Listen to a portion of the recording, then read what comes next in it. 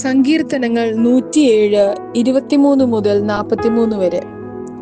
അവർ സ്തോത്രയാഗങ്ങളെ കഴിക്കും, സംഗീതത്തോടുകൂടി അവന്റെ പ്രവൃത്തികളെ വർണ്ണിക്കുകയും ചെയ്യട്ടെ.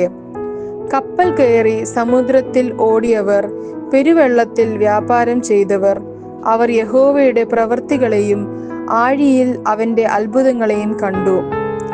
അവൻ കൽപ്പിച്ച കൊടുങ്കാറ്റ് അടപ്പിച്ചു, അത് അതിലെ തിരകളെ പൊങ്ങുമാറാക്കി. അവർ ആകാശത്തിലേക്ക് ഉയർന്നു, വീണ്ടും ആഴത്തിലേക്ക് താന്നു. അവരുടെ പ്രാണൻ കഷ്ടതാൽ ഉരുകിപ്പോയി. അവർ മത്തനെ പോലെ തുള്ളിച്ചാടി നടന്നു, അവരുടെ ബുദ്ധി പോയിപ്പോയിരുന്നു. അവർ തങ്ങളുടെ കഷ്ടതയിൽ യഹോവയോട് നിലവിളിച്ചു, അവൻ അവരെ അവരുടെ ഞെരുക്കങ്ങളിൽ നിന്ന് വിടുവിച്ചു. അവൻ കൊടുങ്കാറ്റിനെ ശാന്തമാക്കി, തിരമാലകൾ അടങ്ങി.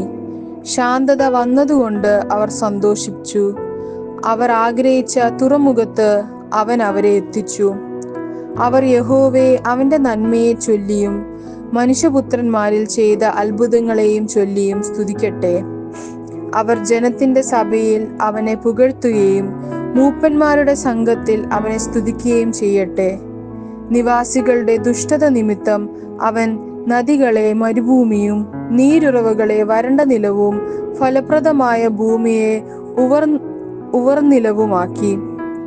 അവൻ മരുഭൂമിയെ ജലതടാകവും വരണ്ട നിലത്തെ നീരുറവുകളുമാക്കി.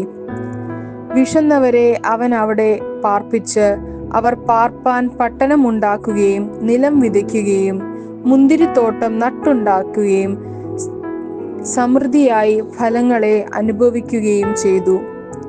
അവൻ അനുഗ്രഹിച്ചിട്ട് അവർ അത്യന്തം പെരുകി. അവരുടെ കന്നുകാലികൾ കുറഞ്ഞു പോകുവാൻ അവൻ ഇടവരുത്തിയില്ല. പീഡനവും കഷ്ടതയും സങ്കടവും ഹേതുവായി അവർ പിന്നെയും കുറഞ്ഞു താണുപോയി. അവൻ പ്രഭുക്കന്മാരുടെ മേൽ നിന്ന പകരുകയും വഴിയില്ലാത്ത ശൂന്യപ്രദേശത്ത് അവരെ ഉഴലുമാറാക്കുകയും ചെയ്യുന്നു. അവൻ ദരിദ്രനെ പീഡയിൽ നിന്ന് ഉയർത്തി, അവന്റെ കുലങ്ങൾ ആട്ടിൻകൂട്ടം പോലെയാക്കി. നേരുള്ളവർ ഇത് കണ്ട് സന്തോഷിക്കും, നീതികെട്ടവനൊക്കെയും വായ് പൊത്തി.